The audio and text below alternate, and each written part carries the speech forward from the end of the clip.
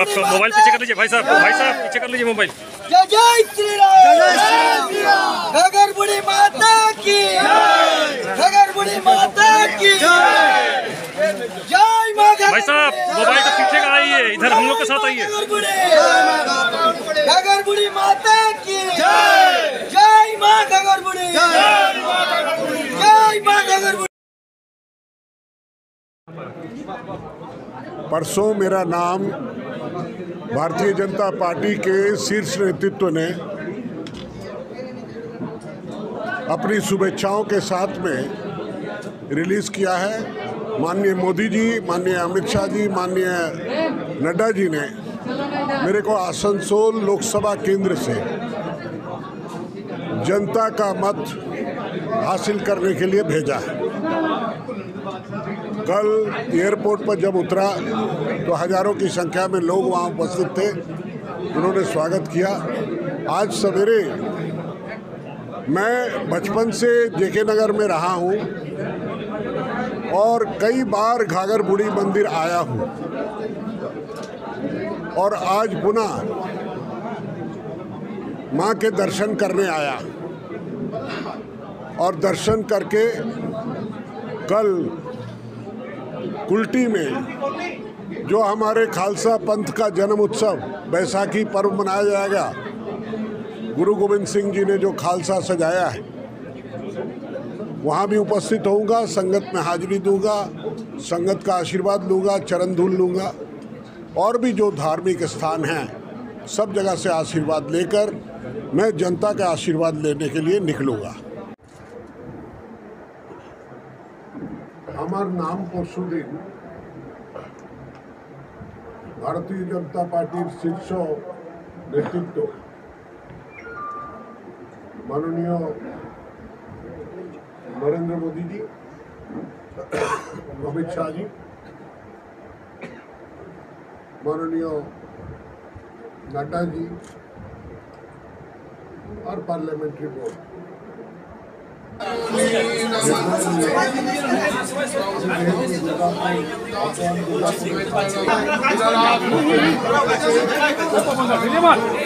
हमको हिला रहे, तुम देखो हम हिला नहीं रहे, गिर जाएंगे। हम खड़ा है एकदम। फिर यही चीज जो खराब लगता है, आदमी गिर जाएगा बोलते खड़े हैं।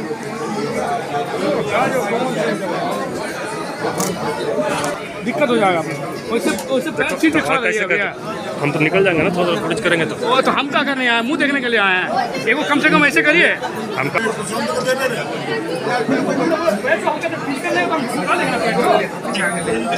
हो गया, कितना देर लगा, कुछ हुआ आपका, बोलिए।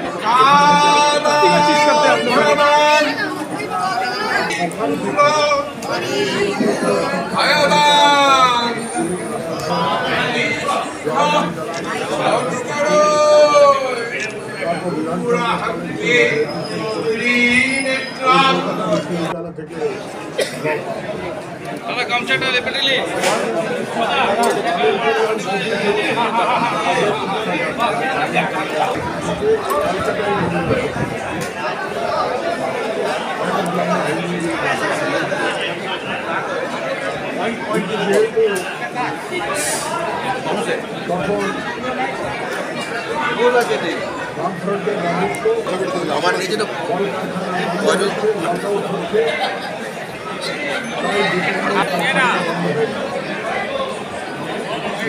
बढ़िया है। मेरा एक तो तस्वीर ले लीजिएगा। नहीं पटी, ठीक है, ठीक।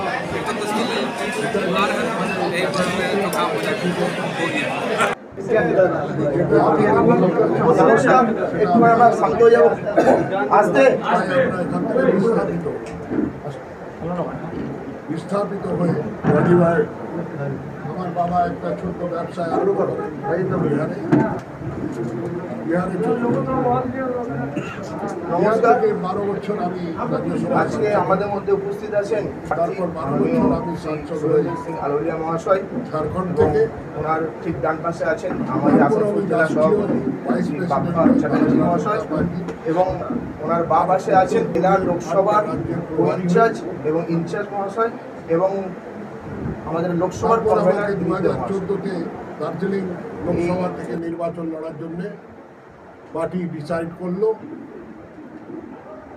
আমি একটা অনুশাসিত কার্যকর্তা হিসাবে দার্জিলিং নির্বাচন লড়তে গেলাম বাইচুং ভুটিয়ার বিরুদ্ধে। তার ওটা জন্মভূমি, আমি তার বিরুদ্ধে নির্বাচন লড়তে গেলাম, ওকে পরাস্ত করে সাংসদ হলাম, কেন্দ্রে মন্ত্রী হলাম। আর তারপর 2019 সালে যেহেতু ওরা গোর্খাল্যান্ড চাইছিল বা গোর্খা ক্যান্ডিডেট ডিমান্ড করছিল, তাই আমি আমাকে রিফিউজ করলাম। তখন আমাকে বলা হলো যে বর্ধমান দুর্গাপুরে গিয়ে নির্বাচন করতে। আমি সহর্ষে সেটা স্বীকার করলাম। কেন কি বর্ধমান জেলা, যখন আমি এখানে থাকতাম বর্ধমান জেলা একটাই জেলা ছিল, কুলটি থেকে কালনা অবধি, তারই একটা মহকুমা ছিল দুর্গাপুর, আর জেলা অফিস ছিল, ডিস্ট্রিক্ট ম্যাজিস্ট্রেটের অফিস ছিল বর্ধমান। আমি সহর্ষে স্বীকার করলাম। আর সেই সিটটাও 3.5 লাখ ভোটে হারা 2014 সালে।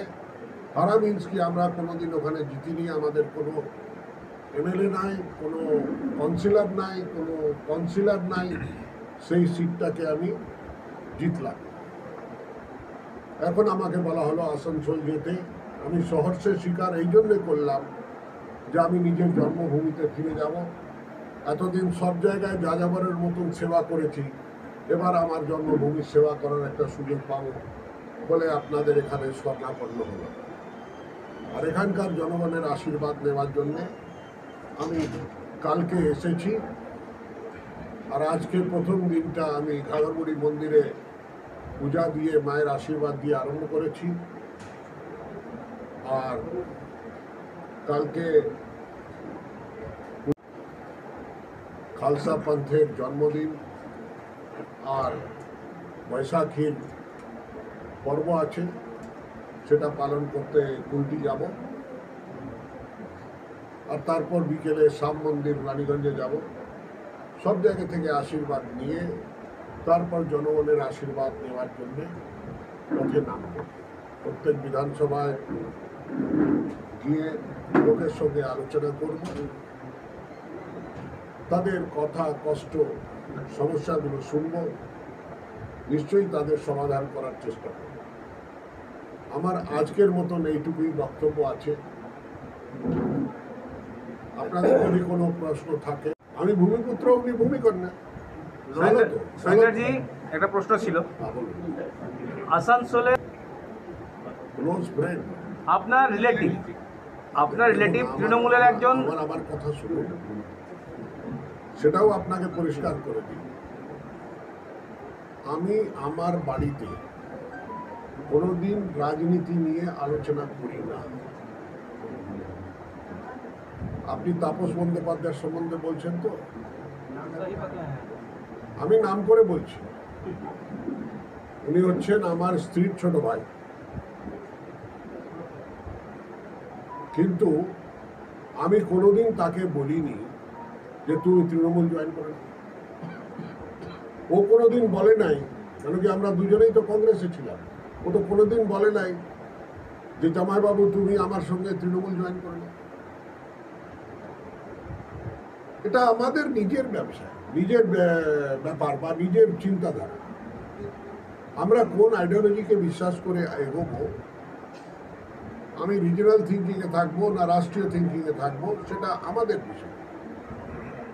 আমরা সেটা পরিবারে আলোচনা করি না, আর সেটাকে পরিবারকে টানবেন না। বলয় ঘটকও আমার আত্মীয় হয়, বুঝলেন, দূর সম্পর্কে বা বেরিয়ে যায়। কল্যাণ ব্যানার্জিও আমার আত্মীয় হয়, বুঝলেন। যখন লোকে বিপদে পড়ে তখন আমার কাছে বলে দেখি আমি তোমার আত্মীয়, বুঝলেন। আর যখন শহরে যে কোনো জায়গায় জিজ্ঞেস করে, আরে ভাই আমিও তো আছি, আমিও তো আত্মীয়, কেন আমাকে ভালোবাসো না? দাদা বিপদে পড়ে, আমি বলছি সবাই সবাই না, সবাই এটা ভুল ইনফারেন্স ড্র করো না। বলছে যে কি মানে বিপদে পড়ে যেতে এটাও হতে পারে তো, যে কোনো জায়গায় ট্রেনে ট্রাভেল করছে, সিট নাই, ভাই আমি তো তোমার জামাই, আমিও তো শালা হই, আমাকে বসতে দে। হ্যাঁ, তো আমরা কি ট্রেনে সফর করতে গিয়ে নিজের আত্মীয়তা বা নিজের সম্পর্ক রাখি? হ্যাঁ, মন্দিরে, শ্মশানে, কবরস্থানে কি কোনোদিন আমরা রাজনীতি চর্চা করি? হ্যাঁ, কোনোদিন করি না। না, আজ তো আপনি রাজনীতির ময়দানে আছেন। বলছি আপনার নাম ঘোষণা কোনো কথা নয়। তারপর সোশ্যাল মিডিয়াতে ট্রোল হচ্ছে। জিতেন্দ্র ভাই আমার ছোট ভাইয়ের মতন আছে, আর আজ থেকে নয়, গত 50 বছরের সম্পর্ক আমার। ওর চেষ্টা ছিল, এবার কোনো জায়গা খালি ছিল তো কি আছে, কোনো যখন নির্ণয় হচ্ছিল না, পবন সিং এর নাম এলো তো সবাই তো প্রতিনিধি ছিল, সবাই চাইছিল, ও চেয়েছে, অপরাধ কিছু নাই রাজনীতিতে, কোনো কিছু অপরাধ না। ওনাকে ট্রোল করা হচ্ছে, আপনাদের দলেরই একাংশ করছে, আপনার হস্তক্ষেপ চাইছে ওনার অনুগামীরা। আমার কথা শুনুন, সোশ্যাল মিডিয়া আপনার কন্ট্রোলে আছে, আমার কন্ট্রোলে আছে। আপনার স্ত্রী যে ফোনটা রাখে তার মধ্যে পাসওয়ার্ড আছে, জানেন? আপনি জানেন নাম্বারটা? হ্যাঁ, আপনার মেয়ে তার যে ফোন আছে তার মধ্যে পাসওয়ার্ড আছে, দেয় আপনাকে, শেয়ার করে না, বাবা এটা দেবো না।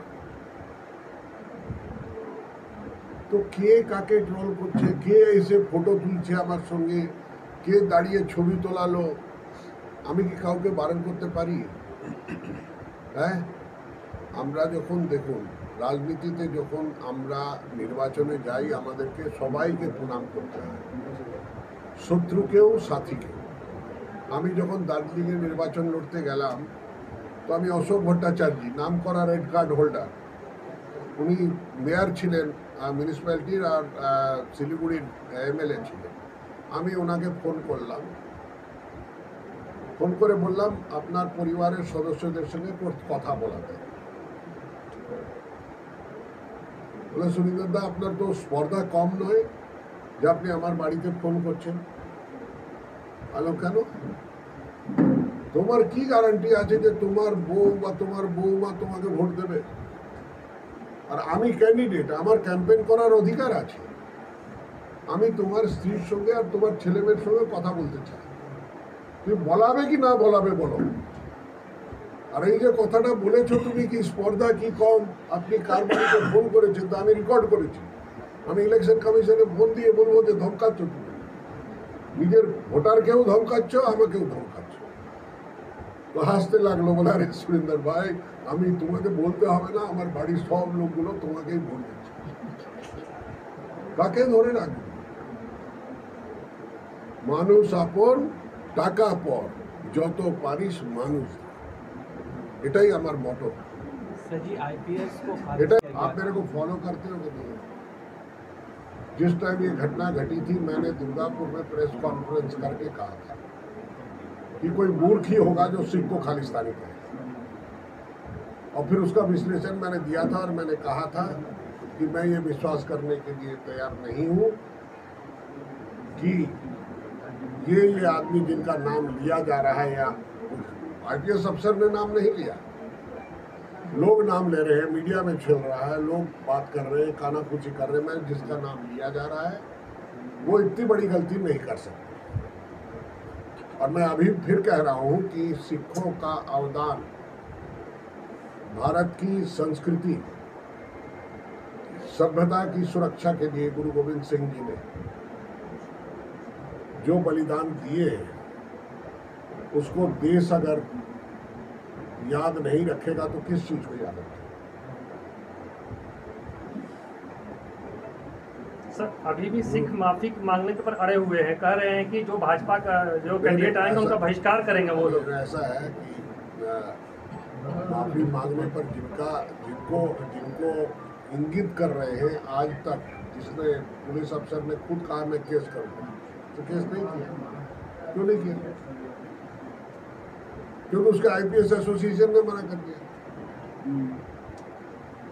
तो हम किसी की बात सुनकर क्यों ऐसा उछाल रहे हैं इसको, और इसके राजनीति से प्रेरित होकर हम किसी चीज का, और सिखों का इतिहास